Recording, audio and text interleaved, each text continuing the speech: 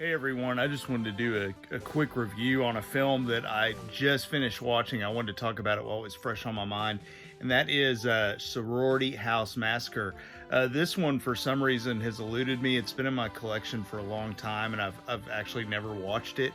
And it was an amazing 80s slasher. This is one of those movies, I find a lot of good or some good in most movies that I watch, and this is one of those that I just had a blast with. I thought that this movie was excellent. It was 75 minutes, really short. It was actually produced by Roger Corman, which I didn't know that going into it, and it was directed by, I guess, a first-time director, and this is the only feature that she had, and that is Carol Frank. And it looks like the only other thing she worked on, she was assistant director on Slumber Party Massacre, but she wrote and directed this. And, it had some typical slasher elements, but what I liked about it is it had a really original story. And it was basically about a girl who, her name's Laura, and she, come to find out, it sounds like her aunt has died or something like that. So she's going to college and she ends up staying in the sorority house.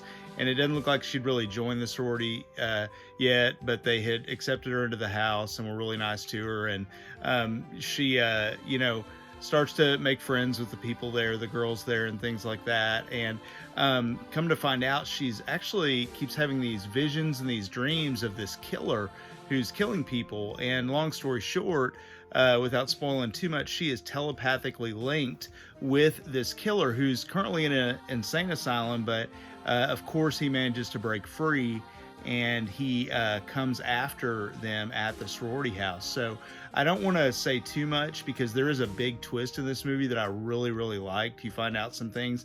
The only thing I will say about the twist is, let's just say it's very Halloween inspired. So the original Halloween film, this does take some from that, but that's okay. It still does its own thing. But everything about this movie was awesome. This is one of the most 80s movies I've ever seen, that's a positive for me because I absolutely love 80s films. And the clothing in this movie was amazing. The clothes that the girls wear were absolutely amazing. Like, they all had these crazy outfits. There was this one scene where this one girl leaves for the weekend, and they go up in a room, and she's like the rich girl, so they try on all her clothes, and everything has the giant shoulder pads and the bright colors, and it was just hilarious. So, but it was a lot of fun, kind of transports you back in time to the 80s. I'm a child of the 80s, and it was just cool to see all that stuff. And I just thought this movie was a ton of fun. And again, I know there's a Blu-ray of this, I think from Scorpion, which goes for some money. And there's also a sequel, which I don't have. And Sorority House Massacre 2, the sequel, also goes for quite a bit. Even the DVD, I think, looks like it goes for like 40-50 bucks on eBay. So I'm gonna have to get my hands on it sometime so I can check it out. But just a quick review of this movie. I really, really dug it.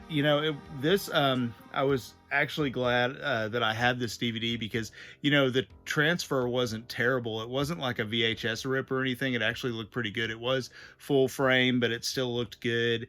And again, if you haven't seen this, it's a quick watch. It's 75 minutes. It was a lot of fun. Really good twist towards the end.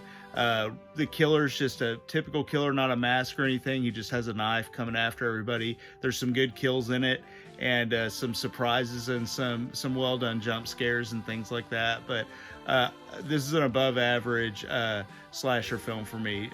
Those are my thoughts. Just thought I'd share that with you guys. Hope everybody had a great day, and I will talk to you guys later. Thanks.